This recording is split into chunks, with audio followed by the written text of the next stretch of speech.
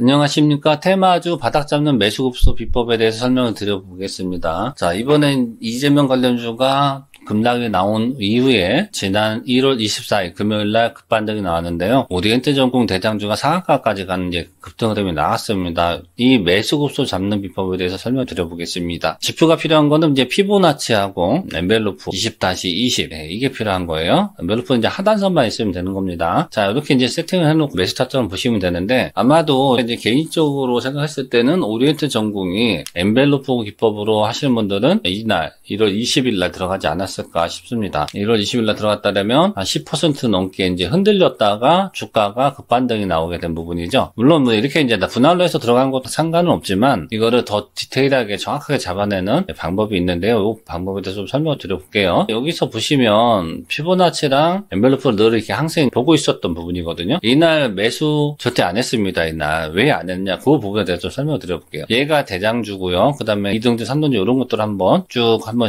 둘러볼게요. 동신건설 한번 보겠습니다. 오리엔트전공이 1월 20일 날 엔벨로프를 찍었어요. 이때는 이제 근처까지 온 거고 여기 찍었잖아요. 1월 20일 날. 동신건설 1월 20일 날 보면은 엔벨로프 오질 않았습니다. 그죠? 여기 대장주가 먼저 와서 찍는다는 거는 요거는 뭐가 흐름이 잘못된 겁니다. 2등, 3등 꼴뚜기 애들이 먼저 와서 찍고 늘어지거나 그래야 되는 부분인데 대장주 와서 먼저 찍고 늘어지는 거는 말이 좀 안 되는 부분이거든요. 그래서 저는 이제 1월 20일 날 기준했을 때 동신건설이나 일성건설 얘도 안 찍었죠. 그죠? 그 외에 종목들도 안 찍었어요. 1월 20일 날. 요도 특이하게 대장주인 오리엔트전공이 엔벨로프를 찍고 이제 늘어진 거죠. 그래서 이거는 좀 더 빠질 수 있다라고 생각했었던 부분이고, 그래서 이제 매수 급소를 이제 4,300원으로 잡았던 거예요. 이 피보나치 자리로. 자, 이걸 잡고 기다렸었는데 그 다음날 바로 오게 된 거죠. 1월 21일 날 바로 와서 피보나치를 찍은 부분이죠. 이때 흐름을 잘 보시면은 동신건설 1월 20일로 가면 어때요? 1월 20일로 와서 여기 엔벨로프 딱 찍은 거 보이시죠? 그죠? 이게 4만 원이거든요. 제가 동신건설이 4만 원 한번 깨지면은 그때 매수 타이밍 잡는다고까지도 미리 다 얘기 드렸어요. 여기라고. 얘는 엔벨로프를 보는 게 맞는 거고 오리엔트전공은 엔벨로프보다 더 쭉 내려온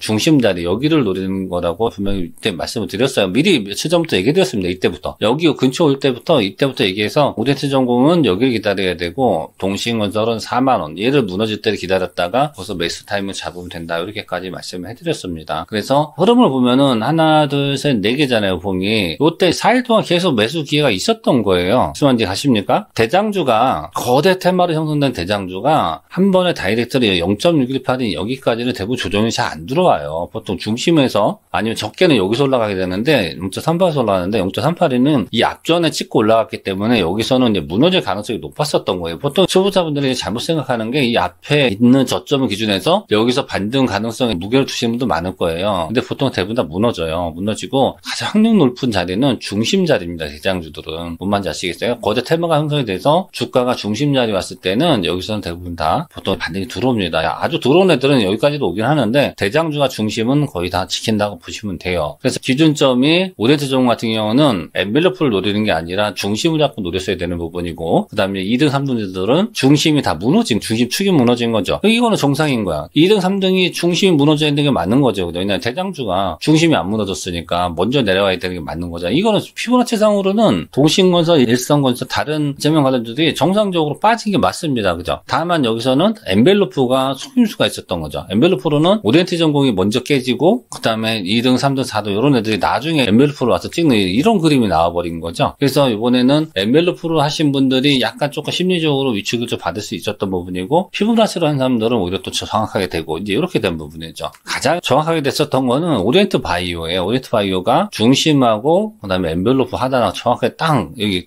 보이죠? 그죠? 기가 막히게 최저점이 여기서 나오는 거 보이잖아요. 이건 일반인들 이거 모릅니다. 여기서 어떻게 알아요? 여기서 이 자리가 최저점이 될 거라는 거 어떻게 알습니까? 그죠? 지지라인이 있는지 자체를 모르잖아요. 그냥 이런 식이에요. 이런 식인데 그래서 여기서 결론을 얘기해드리면 엔벨로프만 보지 마시고 피보나치를 꼭 같이 두 개를 놓고 보시는데 대장주가 먼저 내려오냐 그 다음에 2등, 3등째들이 먼저 내려오냐 순서는 당연히 대장주가 가장 늦게 내려와야 되는 게 맞는 거예요. 그래서 여기서는 결론을 얘기하면 피보나치 상으로는 오리엔트전공이 가장 늦게 내려온 거고요. 그 다음에 엔벨로프 상으로는 대장주가 먼저 내려오게 된 부분이에요. 그걸 놓고 본다면 매수 타점은 잡을 수 있었던 부분입니다. 대장주는 중심을 찍으러 내려온 거고, 쉽게 얘기해서 2등주, 3등주들은 엔벨로프를 찍으러 내려온 거였던 거예요. 그래서 그게 만난 날짜가 1월 20일, 22, 23, 24가 된 거예요. 이때가 바로 매수급소 타이밍 자리가 되는 거죠. 얘는 중심 찍는 자리가 되는 거고, 하나, 둘, 셋, 넷, 여기까지죠. 아침까지. 여기가 되는 거고, 그 다음에 나머지 애들은 엠벨 찍는 요 자리가 매수급소가 되는 거죠. 그래서 동신건설은 4만원 기준 잡고 여기서 매수를 말씀드렸었던 부분이고, 오데이트 전공은 4,300원 딱 이 자리 정확히 썼던 부분이고, 그 외 종목들도 몇 가지 얘기 드렸는데, 어쨌든 이걸 뭐 다 한다라는 거는 그렇고요. 동신건설이나 대장주 하실 분들은 4,300원, 그 다음에 동신건설은 4만원, 무너질 요 자리에서 정확히 이렇게 매수 잡아줬다고 보시면 됩니다. 그래서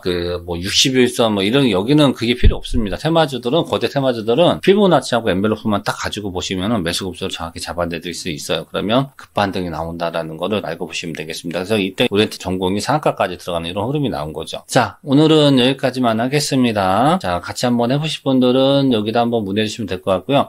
이번에 조기 대선 가능성이 굉장히 높잖아요. 대선주도 한번 대박 노려보겠습니다. 여기는 단기적으로 이렇게 설명을 드린 거고, 조기 대선이 예상대로 4월 달에 치러진다면 대선주들은 지금 현재 위치를 기준했을 때 보통 한 더블 정도는 충분히 갈 수 있습니다. 대박을 잡으려고 저는 이제 준비하고 있는 부분이고요. 같이 한번 해보실 분들은 여기다 문의 주시면 되고요. 그리고 설 특별 이벤트가 진행 중에 있습니다. 1+1이니까 꼭 같이 한번 해보시기 바라겠습니다.